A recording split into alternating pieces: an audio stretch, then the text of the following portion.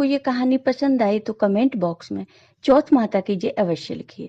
साथ ही अगर आपने अभी तक मेरे चैनल को सब्सक्राइब नहीं किया तो सब्सक्राइब कर लीजिए और बेल आइकॉन पर क्लिक जरूर कीजिए, जिससे हमारे वीडियो के नोटिफिकेशन आपको मिलते रहें।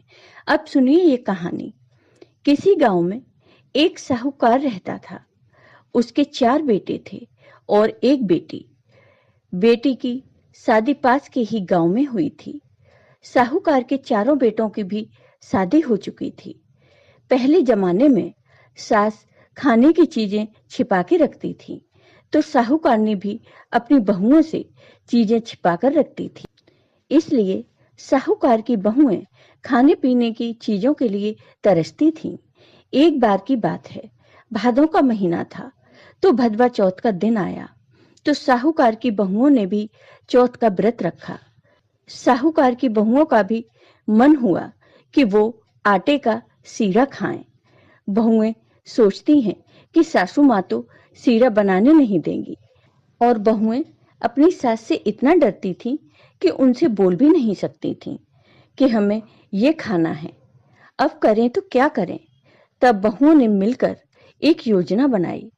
बहुओं ने अपनी सास से कहा कि माँ जी, ननद जी की तबीयत खराब है, आप जाके देख आइए। साहूकारनी अपनी बेटी को देखने चली गई।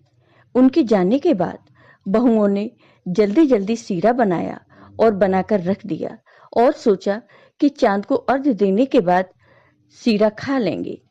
सासू माँ को पता भी नहीं चलेगा। रात में चांद निकला। उसी समय उनके घर चोरी करने के लिए चोर घुस गए और सारा धन चुरा लिया। उसी समय छोटी बहू उठी। उसने देखा चांद तो निकल आया। वह अपनी देवरानी जेठानी को हिलाने लगी कि उठो उठो। उनके ससुर का नाम चांदमल था, तो वह चांद का नाम नहीं ले सकती थी, क्योंकि पहले जमाने में औरतें अपने ससुर, पति, जेठ का नाम नहीं लेती थी। छोटी बहू ने देखा कि चांद के चारों ओर गोल चक्कर है, तो वह बोलने लगी, बड़ी भाभी कुंडा लो, छोटी भाभी कुंडा लो। उधर उनमें से एक चोर का नाम भी कुंडालो था। वह चोर डर गया और सोचा कि ये औरत तो बहुत होशियार है, ये तो मेरा नाम भी जान गई। तब वो चोर डर के मारे सारा धन वहीं छोड़कर भाग गए। पर आगे वो चोर पकड़े गए। दूसरे दिन राजा के दरबार में चोर को हाजिर किया गया। राजा बहुत खुश हुए कि जो चोर बहुत चोरियां करते थे वो आज पकड़े ही गए। राजा ने चोरों से कहा कि मुझे तुमसे एक बात पूछनी है कि अब तक तुम लोगों ने बहुत सारी चोरियां की हैं, पर कभी पकड़े नहीं गए, लेकिन अब की बार ऐसा क्या हुआ जो तुम्हें पकड़ लिया गया। तब चोरों ने सारी बात राजा को बताई। तब राजा ने साहूकार की बहुओं को दरबार में बुलाया और सारी बात पूछी।